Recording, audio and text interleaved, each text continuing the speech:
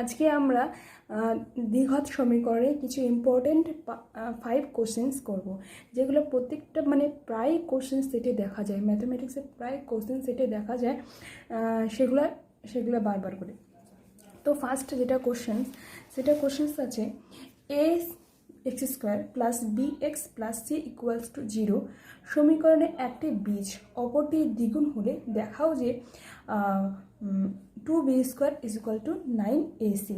তো বীজ এখানে বলে দিই, বীজ হচ্ছে এরকম এক্সের মান, যেখানে এক্সের যদি এক্সের পরিবর্তে সেই মানটা বসায় তাহলে সিদ্ধ হবে, মানে বাম পক্ষ ইজ ইকুয়াল টু ডান পক্ষ হবে, সিদ্ধ হবে। ঠিক আছে, তো ধরি 1 নাম্বার করবো আমরা। তাহলে ধরি কি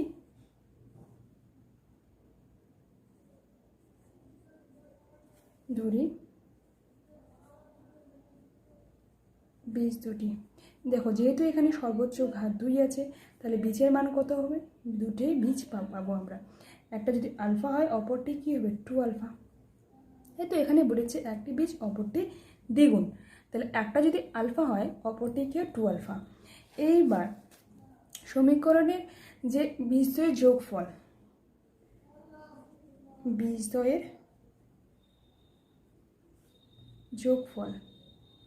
যোগফল কি পাবো আমরা?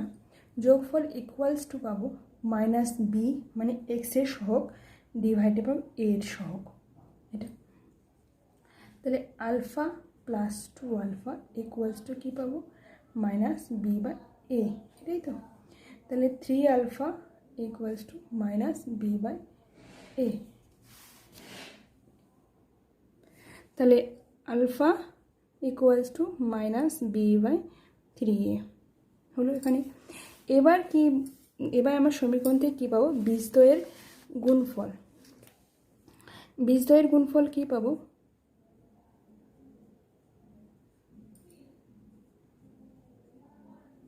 গুণফল আমরা জানি কি ধ্রুবক পদ, সমীকরণের ধ্রুবক পদ divided by A square X স্কোয়ারের সহগ। তাহলে alpha into 2 alpha equals to C by A. তাহলে 2 alpha square C by A. এবার দেখো এখানে আলফা মান পেয়েছি আমরা 1 নং সমীকরণে, সেই সমীকরণ 1 নং সমীকরণে যে আলফা মান পেয়েছি সেই আলফা মানটা আমি এখানে বসিয়ে দিব। তাহলে মাইনাস বি বাই 3a তার whole square C by A. তাহলে এখান থেকে আমরা কি হবে? 2 মাইনাসটা উঠে যাবে, B square 9a square C by A, 2b square C into C by A into 9a square, এ কাটা 2b square is equal to 9ac। দেখো 2b স্কোয়ার যে 9ac, এটাই তো প্রমাণ করতে বলেছে, তাহলে প্রমাণ হয়ে গেল। তাহলে কি প্রমাণিত।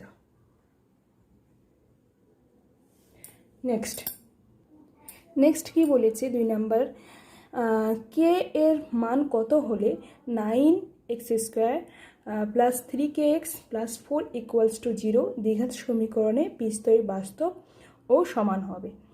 তাহলে এখানে এটা সলভ করার আগে আমি বলে রাখি শ্রীধরাচার্যের যে সূত্রটা, সেই শ্রীধরাচার্যের সূত্রে কি, যে ধরে না A X square plus B X plus C equals to যে 0 হয়, তাহলে এর বীজদ্বয়ের মান কত হবে? এক্স ইকুয়ালস টু হবে minus B plus minus root over of B square minus 4ac divided by 2a।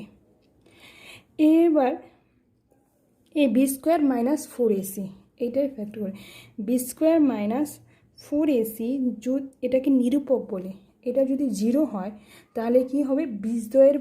বীজদ্বয় কি বাস্তব এবং সমান হলে B square minus 4ac equals to 0 হবে।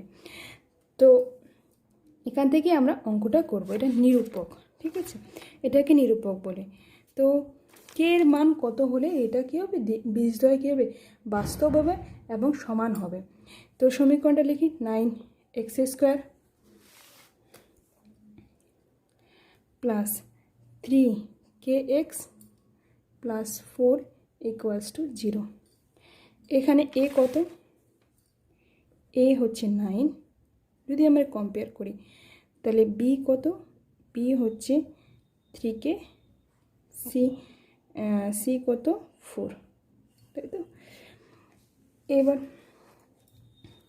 যদি বাস্তব হয় তাহলে নিরূপকটা কী হবে, 0 হবে, তাই তো। নিরূপক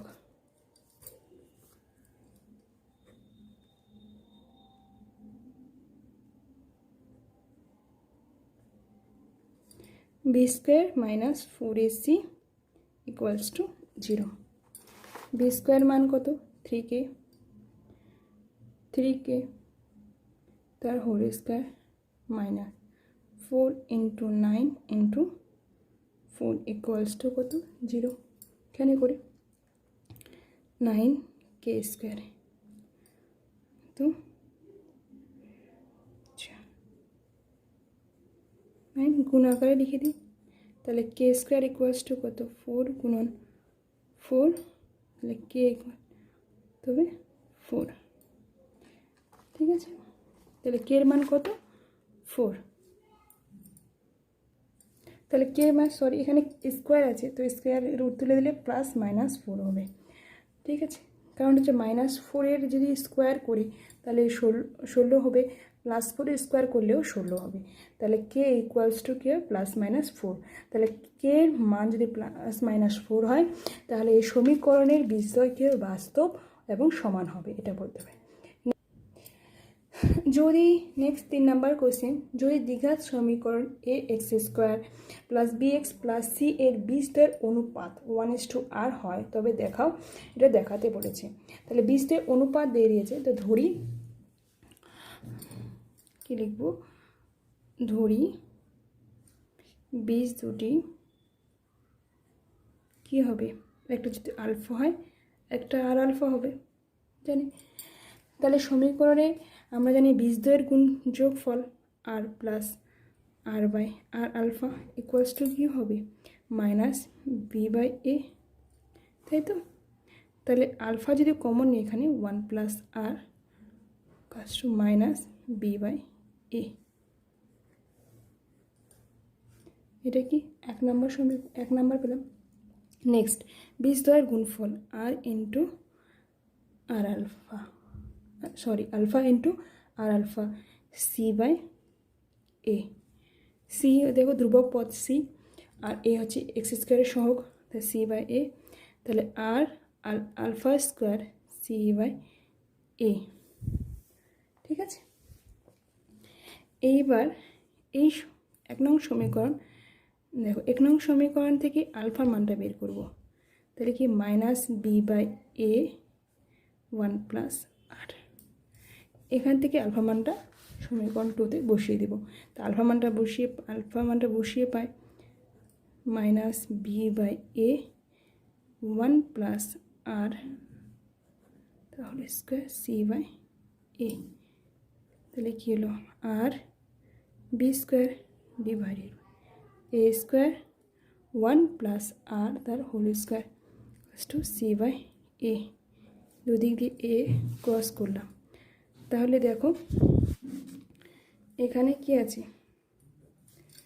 তাহলে আরগুলো একদিকে আছে, দেখো অ্যান্সারটা কী আছে, আরগুলো একদিকে আছে, আরগুলো একদিকে, আর সেই সমীকরণে যে a b পদগুলো একদিকে, তাহলে আরটা একদিকে, তাহলে আর ডিভাইডেড 1 + r তার হোল স্কোয়ার, তাহলে কী হবে ac/b²।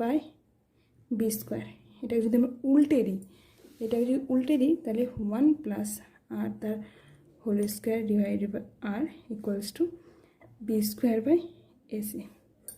এটাই তো প্রমাণ করতে বলেছে, প্রমাণিত, ঠিক আছে।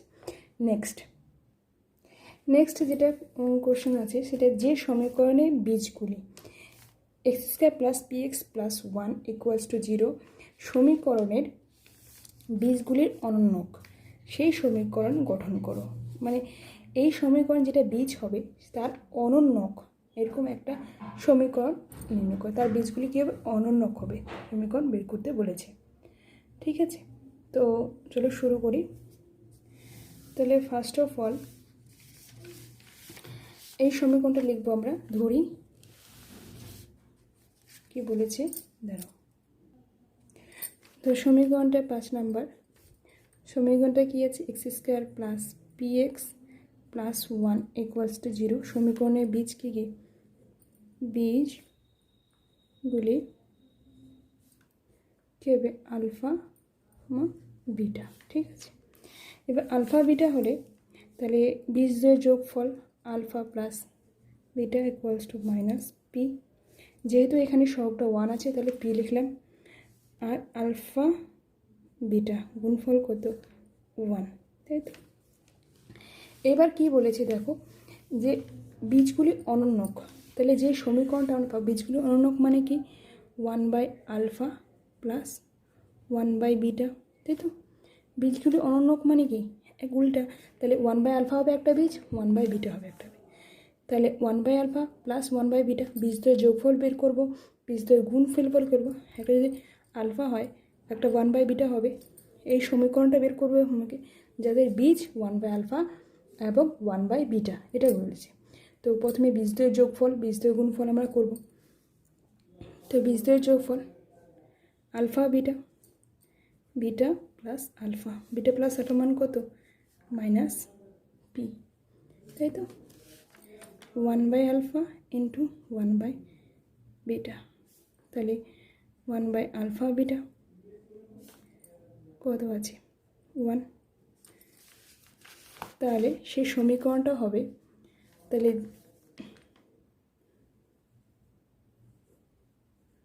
সমীকরণটি হবে কি হবে, এক্স স্কোয়ার প্লাস কি হবে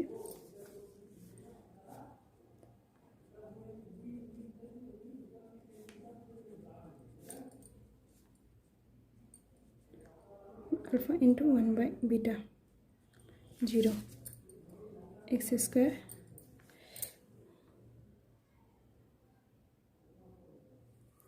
এখানে সরি এখানে প্লাস হবে না, এখানে মাইনাস হবে, ঠিক আছে। তাহলে মাইনাস